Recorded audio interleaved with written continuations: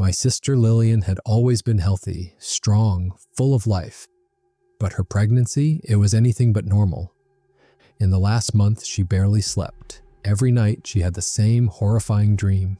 She'd see herself lying in bed, her swollen belly shifting unnaturally.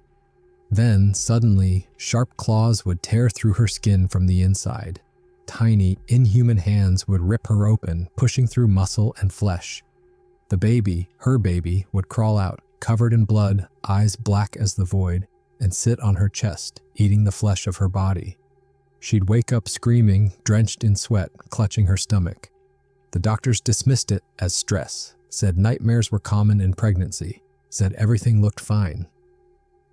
The day Lillian went into labor, things went wrong almost immediately. Her contractions came too fast. The pain was unbearable. When we rushed her to the hospital, the doctors' faces turned pale. The baby was too big, way bigger than any newborn should be. They had no choice but to perform an emergency C-section. I was in the waiting room, pacing, when I first heard it. A sound I'll never forget. It wasn't a baby's cry, it was a shriek. High-pitched, sharp, something between a scream and a growl.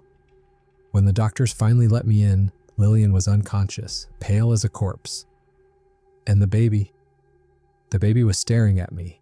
Newborns don't do that, they don't hold eye contact. But this one did. His eyes were too dark, too knowing, and his tiny lips curled into something that looked like a smirk. The nurses whispered to each other. No one explained why. Then the day came when we brought Lillian and the baby home. Everything felt wrong. Our dog, Benny, a small, friendly Chihuahua breed, had always loved babies. But the moment we walked through the door, he lost it. His fur bristled, his ears flattened, and he let out a low, guttural growl I'd never heard before. When we tried to calm him, he snapped at the air, not at the baby, but at something near him, something we couldn't see. Then there was the cat. Misty was always curious, always sniffing at new things. But when she saw the baby, she froze. Her back arched, her fur stood on end, and then she ran, bolted under the couch, and refused to come out. We laughed it off at first, said animals get weird about new smells. But deep down, we all felt it. Something wasn't right. My sister started fading. Within days, Lillian started changing.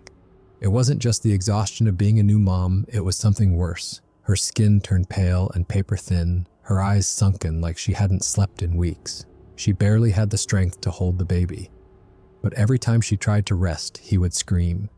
A piercing, shrill wail that wouldn't stop until she picked him up again. It was like he was feeding off her, draining her. I told myself it was just postpartum exhaustion, that everything would be fine. But the feeling wouldn't go away. Something was very, very wrong. We didn't know what else to do. So we called a priest, not just any priest, one who specialized in exorcisms and curses. At first he was skeptical, but the moment he stepped into the house, he froze. His skin went pale. His hands shook. "This house is wrong," he whispered. Then the baby started laughing, not cooing, laughing like a grown man. The priest immediately ordered us all out of the room, everyone except Lillian and the baby. We waited in the common area, silent, tense, listening to muffled prayers from the other side of the door. And then, a scream. The house shook, the lights flickered, and then silence. A moment later, the door creaked open and the priest stepped out. His face was pale, his forehead slick with sweat. "It's over," he said.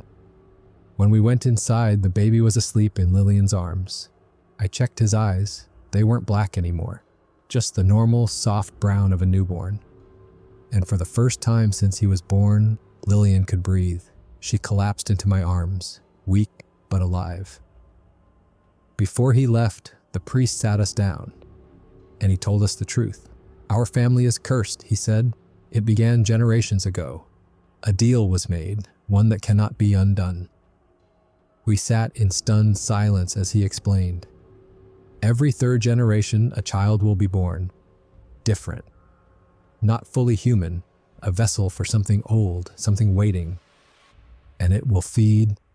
He glanced at the baby, now sleeping peacefully. "It has been driven back for now," he said, "but it will return." "When?" I asked, my throat dry. The priest's expression darkened. "In 3 generations." and then he left. We never spoke of it again, the baby. My nephew grew up like any normal child, but sometimes when I look at him, I wonder if something is still waiting, because every now and then, when no one else is watching, he looks at me and smiles. After everything that happened, I knew I couldn't let history repeat itself, so I did the only thing I could. I recorded everything. A message for the generations to come. In that video, I documented the birth, the signs, and the exorcism. I explained exactly what to do and what not to do when the curse returns. I included photos, footage, proof of what we went through. I've made multiple copies, placed them in different locations, because 3 generations from now, it will happen again, and when it does, they need to be ready.